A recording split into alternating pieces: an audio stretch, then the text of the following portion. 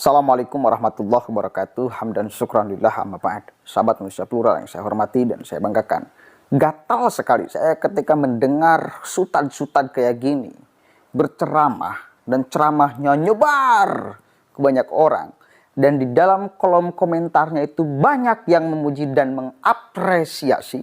Seolah apa yang dia sampaikan, si ustadz ini sampaikan 100% benar. Padahal memerlukan sekali koreksi. Sekali lagi, memerlukan koreksi. Sultan Wahabi. Sebelum saya masuk, kita dengarkan dulu apa yang menjadi ocehannya. Kemudian kita bantah nanti dengan argumentasi, ya. Karena mereka nyasarnya ke orang-orang awam. Dan di netizen ini, di masyarakat Indonesia ini, banyak masih orang awamnya. Maka doktrin mereka masuk kepada orang-orang awam. Seolah apa yang dia sampaikan adalah kebenaran mutlak. Dan kalau ada pandangan yang lain adalah salah total. Ini sangat tidak mendidik sekali ustadz-ustadz yang kayak gini. Mohon maaf. Oke, sebelumnya kita lihat dulu. Kita dengarkan apa yang akan diucapkannya. Musik itu haram, lalu bagaimana dengan si penyanyinya? Apakah uang yang dari hasil nyanyian termasuk haram? Iya haram, Pak. Rasulullah SAW mengatakan di dalam hadis riwayat Imam Ahmad, hadis sahih, innallaha idza harrama syai'an harrama thamanahu. Kata Rasulullah, jika Allah mengharamkan sesuatu, maka Allah pun mengharamkan hasilnya. Musik haram berarti jual beli musik haram, duitnya haram. Jual beli alat musik, gitar, piano haram, duitnya haram. Penyanyi dapat duit dari nyanyian haram, karena Allah mengharamkan nyanyian musik. Rokok haram, Anda jual rokok haram, nanam tembakau haram. Enggak, tembakau buat yang lain. Emang ada tembakau buat sayuran, Ibu?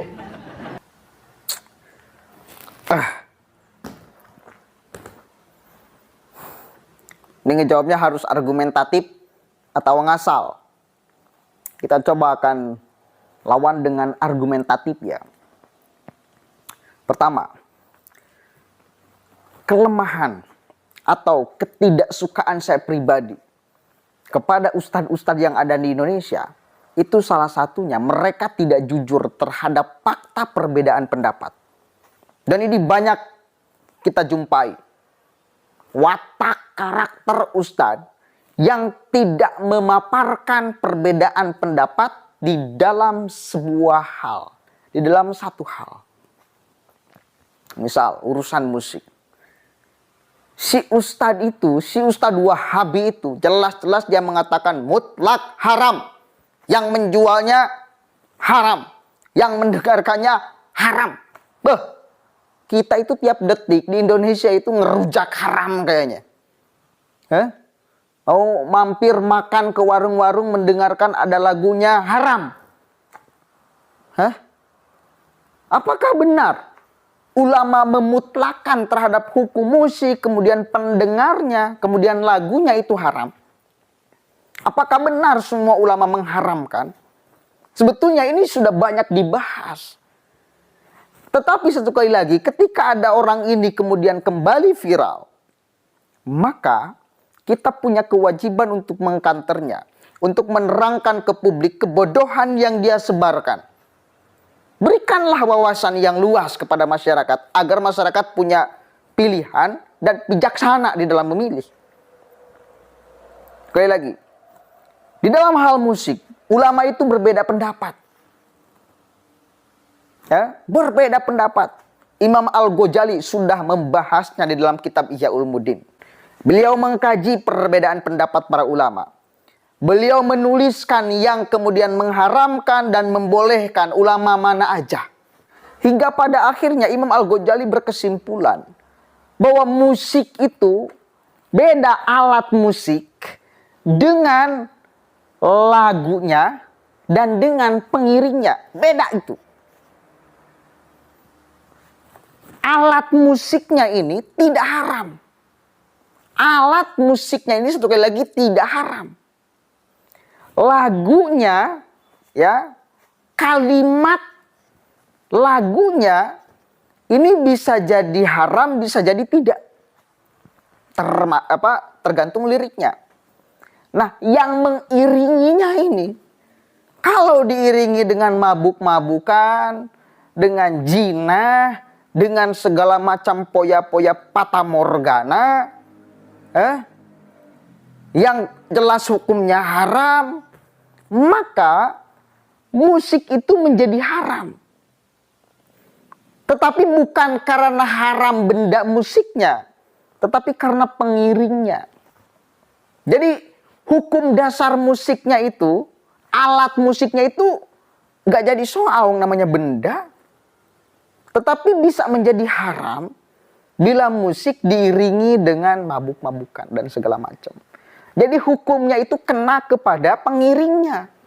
Itu jelas ya. Itu musik. Kesimpulan Imam Al-Ghazali seperti itu. Beda sekali lagi hukum antara benda musik, lagunya, dan pengiring. Masa kita mau percaya kepada suta itu daripada Imam Al-Ghazali? Cek di dalam kitab Ihya Ulumuddin. Halaman berapa, baris keberapa, cari sendiri. Kata Kiai Said Akil Siraj. Enggak seperti Ustadz Adi Hidayat ya. Halaman sekian, lihat di baris ketiga dari bawah. Enggak. Cari aja sendiri. Supaya mendidik. Gitu saudara. Kesimpulannya itu hasil rangkuman dari perbedaan pendapat pengharaman pemubahan musik dari berbagai ulama. Imam Al-Ghazali menyimpulkan itu beda antara benda musik, kemudian lagunya, kemudian pengiringnya. Kalaupun ulama yang mengharamkan musik itu bukan karena benda musiknya, tapi karena pengiringnya. Kalau disertai mabuk dan segala macam, yang memang aktivitas itu diharamkan, maka menjadi haram. Kesimpulannya itu. Jelas ya urusan musik. Kemudian, rokok. Inilah pentingnya ulama NU di sini. Karena saya juga salah satu orang yang suka merokok. Dan alhamdulillah saya cari dalil tentang rokok tuh. Nggak sembarangan. Memang kita tidak punya dasar, tidak punya dalil kenapa saya merokok. Kenapa banyak ulama-ulama juga yang merokok. Wah, kita punya dasar, kita punya dalil. Nggak beranda. Kita akan bacakan 3 perspektif ulama. Ya, ada ulama yang memubahkan terkait hukum rokok. Ngerokok ya.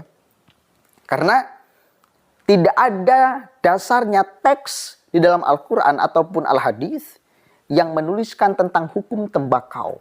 Itu yang pertama, nggak ada. Ya, nggak ada.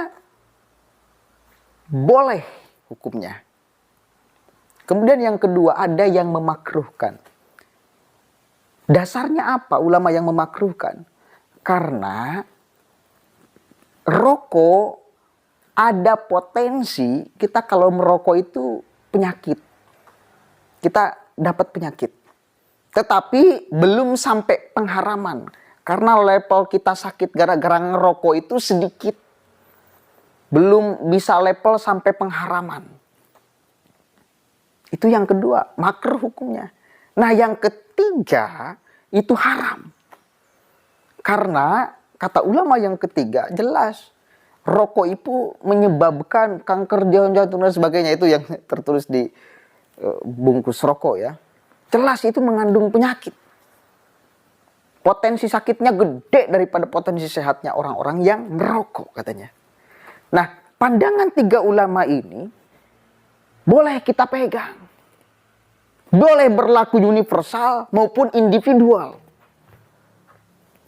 Artinya gini, kalau kita sebagai individu, jika merokok langsung sakit, langsung kemudian gak bisa ngomong, gak bisa jalan, gak bisa ibadah, maka ngerokok itu hukumnya haram.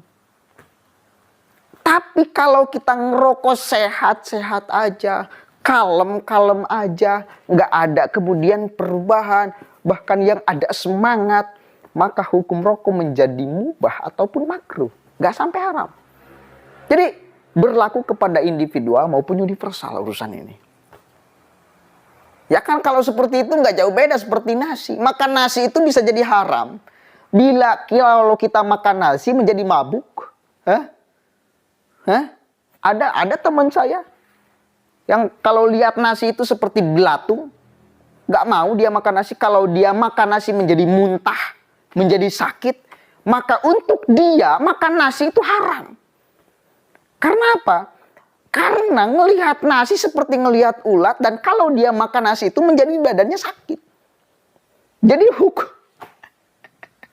kesimpulannya adalah tergantung individu masing-masing. Monggo silakan. Kan mestinya seperti itu, ulama itu bijak. Yang saya harapkan ulama-ulama itu bijak. Berikan semua pandangan para ulama untuk menghukumi sesuatu. Jangan saklek sesuai kemudian nafsunya. Seolah-olah nggak ada pandangan yang lain. Itu penyakit ulama kita tuh. Banyak yang kayak gitu. Makanya kita punya kewajiban untuk menerangkan kebenarannya. Bahwa ada ulama-ulama yang berbeda pendapat. Ya, gitu loh. Ini bukan saklek. Oke lah, terlalu jauh. Itu intinya itu ya. Yang jelas dia Ustadz Wahabi dan saya sepakat dengan Kiai Said Akil Siraj. Sudah seharusnya pemerintah melarang ajaran Salafi, Wahabi, HTI, Khilafah. Karena seperti itu fatwa-fatwanya. Saklek. Ya. Itu benih-benih radikal itu tumbuh dari orang-orang yang saklek memahami agama. Seolah-olah tidak ada pandangan yang lain. Padahal faktanya ada. Kan goblok. Masa mau hebatan si orang itu daripada Imam Al-Ghazali? Imam Al-Ghazali berkesimpulan lebih kepada memubahkan, membolehkan sebetulnya. Urusan musik ya. Kalau dia haram, saklek. Penjualnya haram. Yang mendengarkannya haram.